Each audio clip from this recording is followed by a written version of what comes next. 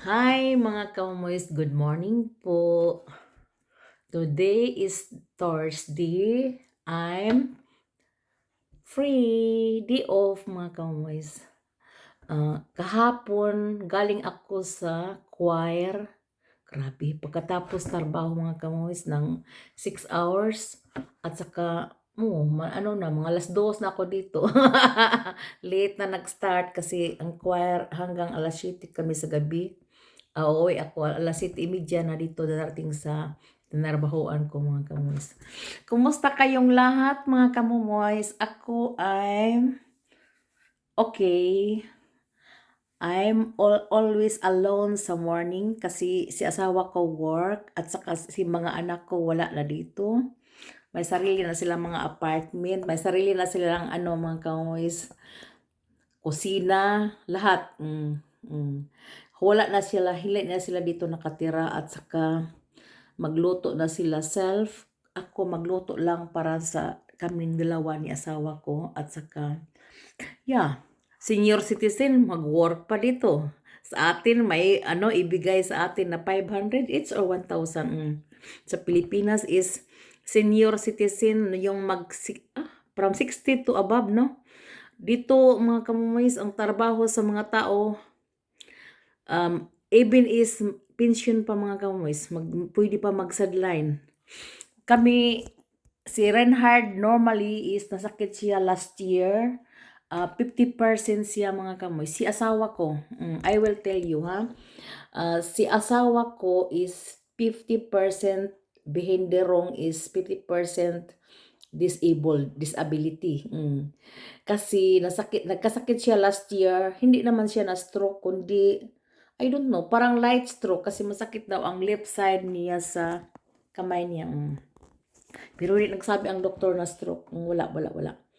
Pero, thank you Lord, nakatrabaho na naman siya ng full-time. Full-time mga kamoys. Full-time is, mahirap yun.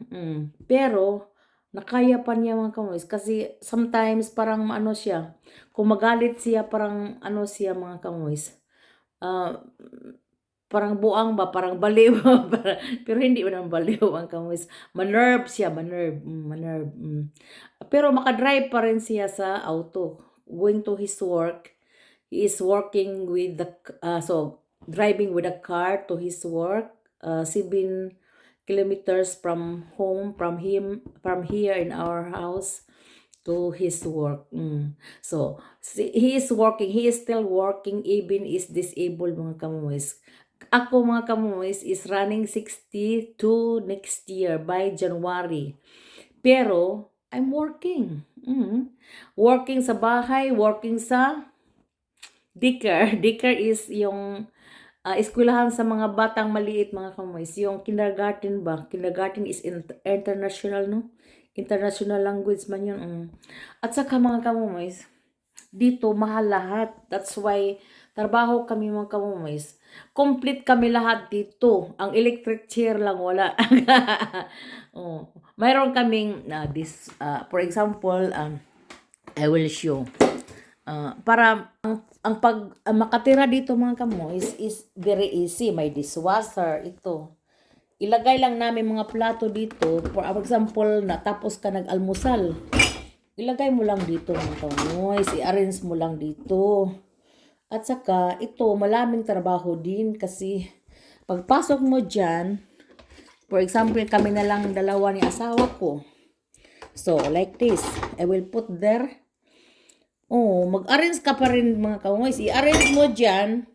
Paghugas mo, i-arrange mo naman. Ilagay mo dito sa aparador. In the honos of aparador. So, yung mga plato, automatic dry, yan na yun. Paghugas mo dyan, iset mo, may sabon, may lahat, may downy. May downy na sila mga kamoys. Ang wash na dress, may downy. Ang mga plato may sabon din at downy. So, dito ang mga plato at mga tasa. Ang baso, hindi lahat nandiyon sa likod kasi wala akong place dito. So, dito lang mga kamoys. Pagkatapos mag-dishwasher, marami ding trabaho. I-arrange mo yan.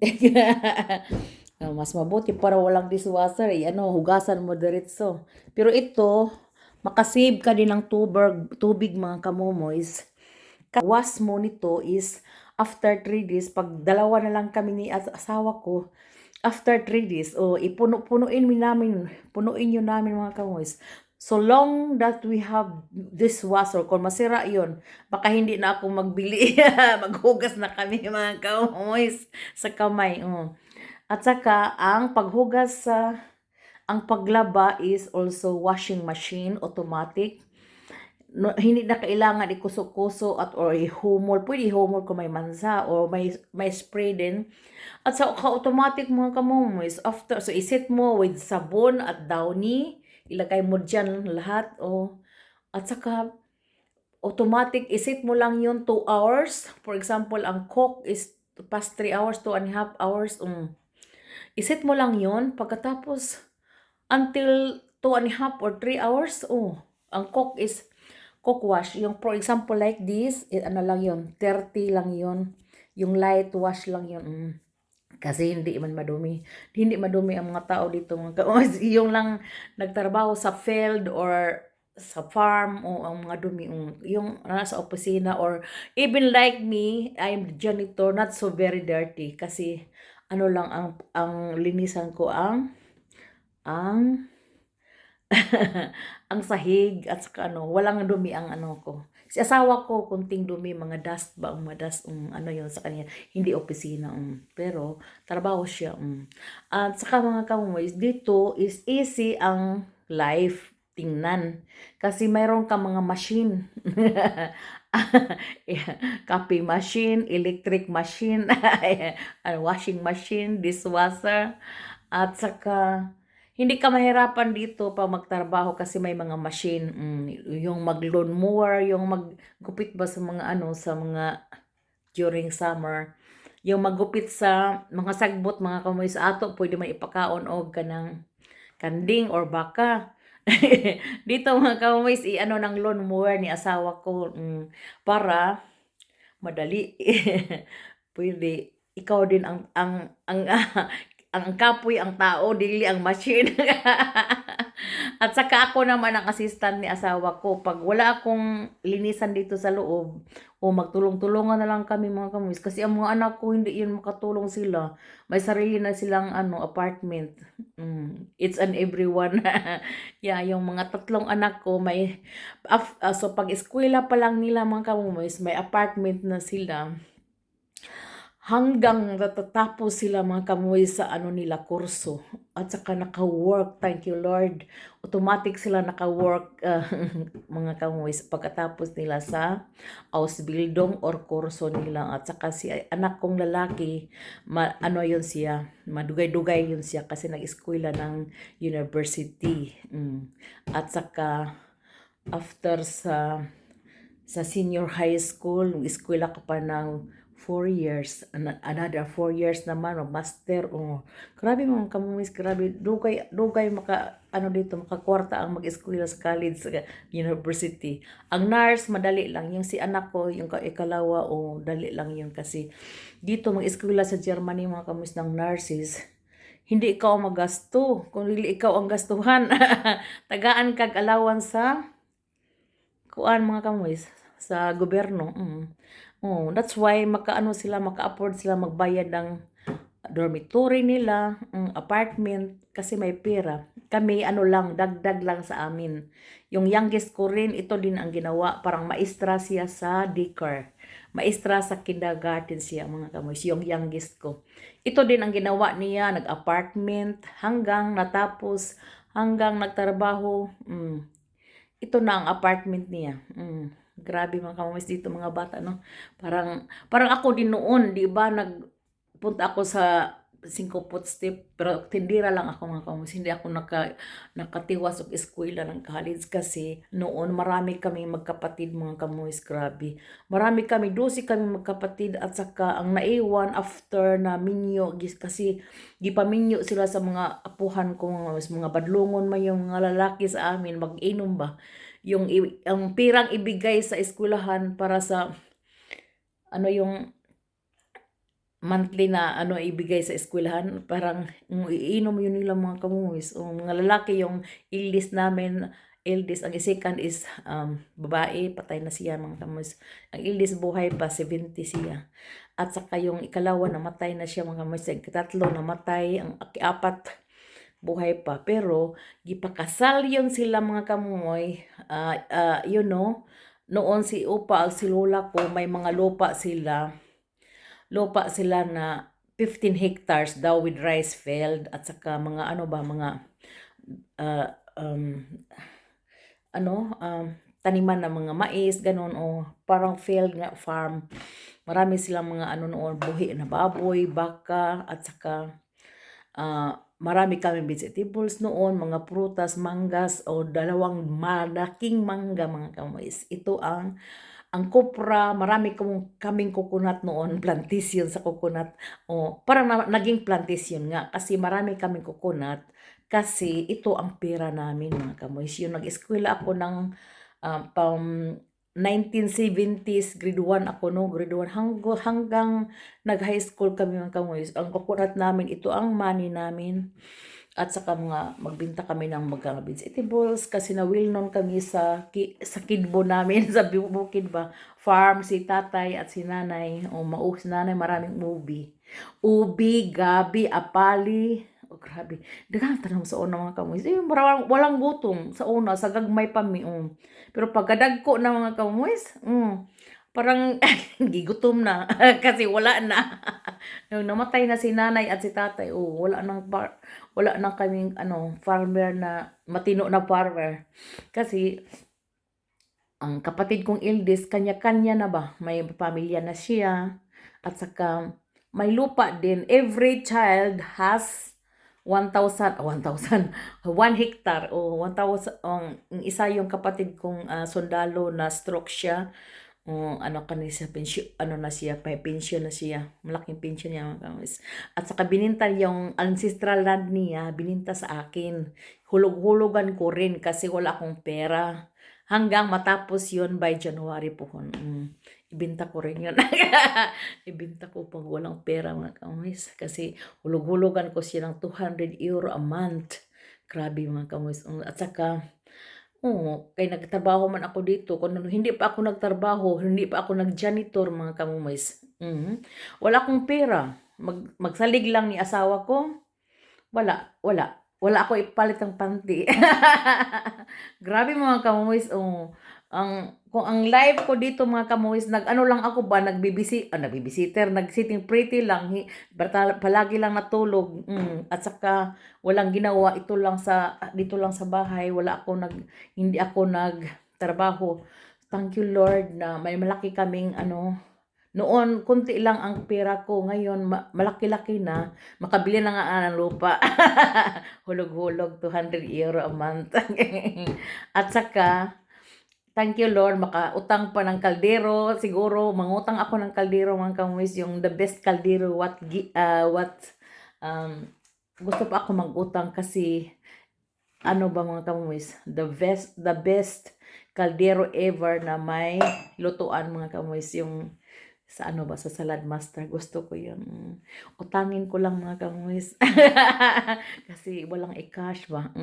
Kasi marami akong binayaran. Lupa sa Pilipinas. At saka may mga kapatid din akong dalawang tinulungan para sa minting nila mga kamuis. Yun naman mga kamuis. Yung pamilyang Pilipino. Hindi tayo makasabi na no. Pero I'm giving. Yung kami, yung holiday kami na yung July, August mga kamoys, wala akong balikbayan box. Anong binigay namin? 1 sack rice, it's family. Ito lang gift namin mga kamoys. Wala kaming may pira naman, kami nga, everywhere. Sa lang, sa Cebu lang, walang Boracay, walang Palawan, lang doon sa Bohol at Cebu. Nag-tour kami kasi kung hindi pa yon gipre, ang mga anak ko sa ticket mga kamoys. Sabi nila is gift sa birthday, pero hindi ko gusto na malaki ang gift nila. Sabi ko, bayaran tayo sa, for example, 1,400. Ang ticket. Ang 400 lang ibigay nila, sinabihan ko sila, bayaran ko sila ng 1,000 each. Si asawa magbayad sa isang anak ko, si yung babaeng dalawa ang spend sa sa ticket namin. Hindi kami makapunta. Yun ang mga kamumis, hindi ako this year na makapunta sa Pilipinas. Kasi nagkasakit nga si asawa ko last year. Na-disabled siya at saka thank you Lord. Parang blessings din na kabalik siya ng trabaho.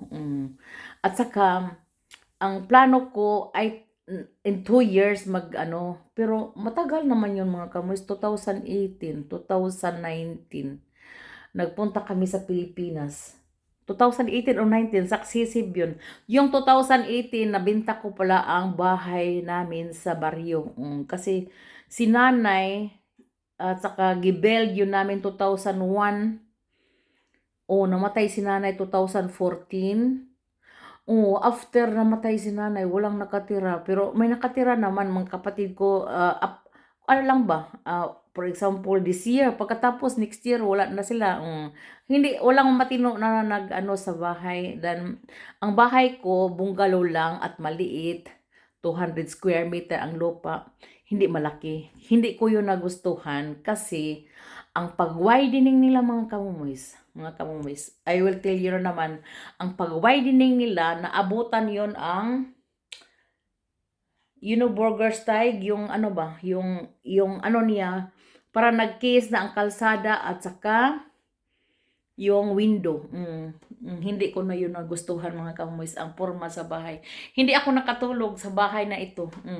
Sila lang si nanay. Si nanay nakatira lang siya ng 2-3 years. Pagkatapos nagkasakit, namatay siya.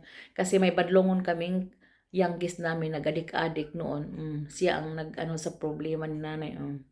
At saka, siya din ang nagpa-spoiled.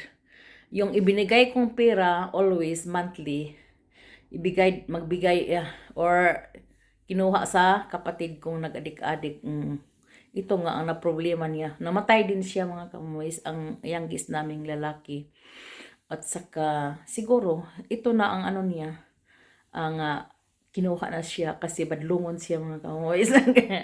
May mga anak siya, ang mga anak niya mga kamumoys, matino na naman ang 4. Pero ang youngest nagadik-adik din. Pero ngayon mga kamuis, parang nag-change siya.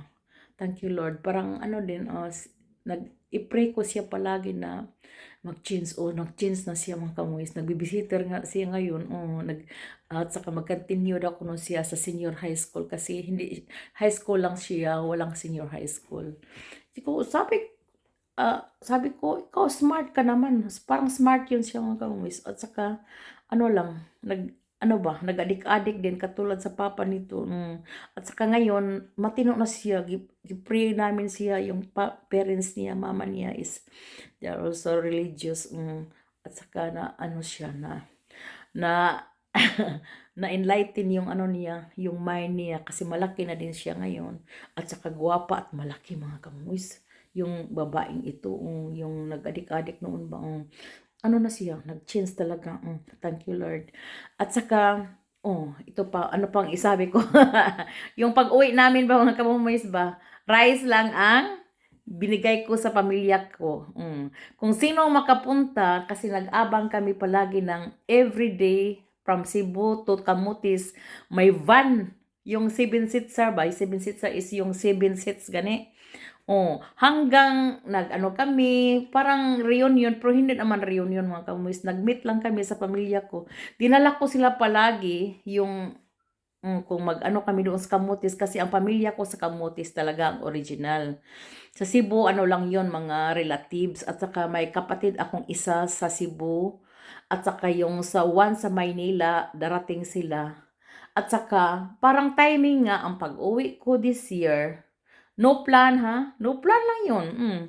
At saka sabi ko ni anak ko yung dalawa, sabi nila, sinabihan ko sila na wala akong pera para pang lipad this year. Kung in 2 years, maybe, yeah. So sabi nila, sila na mabili sa ticket. At saka nag-book sila ng parang may tour guide ba o yung sa Oslob at saka sa Mualboal, yung yung ano yung whales, shark ba yun? Shark at saka yung pawikan. Doon, ano yun nila ng mga kamoys. Kailangan kami pagdating namin doon, darating kami doon, for example, today, sa gabi. Pagkabukas, kailangan magpunta kami sa Mualbual. At saka sinundo kami, thank you Lord, nag-hotel kami at saka sinundo kami. Kailangan kami matulog ng hanggang alas 2, wake up. Alas 3:30, sinundo kami mga kamuis. Grabe, natulog kami sa auto hanggang mga ano yun, how many hours yun? 5 hours driving, 6 hours. Malayo yung Mualbual. That is the south of Cebu mga kamumis. From the city of Cebu. Ang drive namin.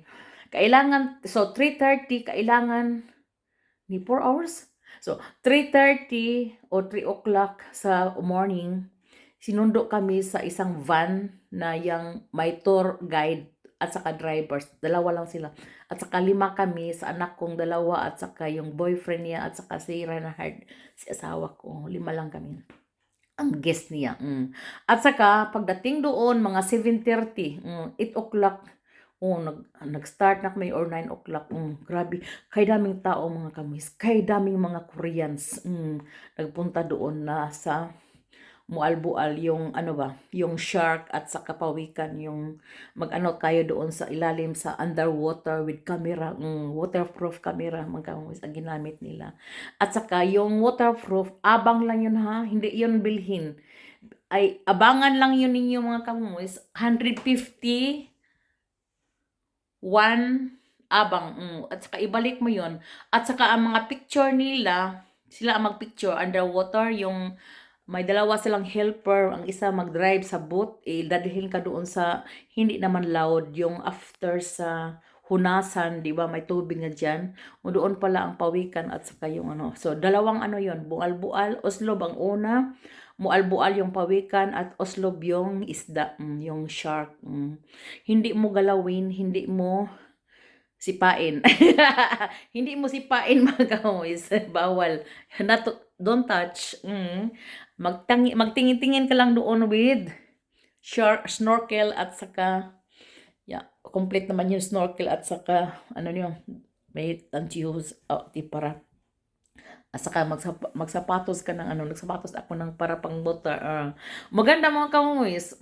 Maganda sa ilalim. Makikita mo ang isda. Makita mo talaga ang isda. Malaking isda. Parang iho. Hindi naman iho. Flat yun sila. Flat na may mga batik o mga ano ba, mga puntik-puntik.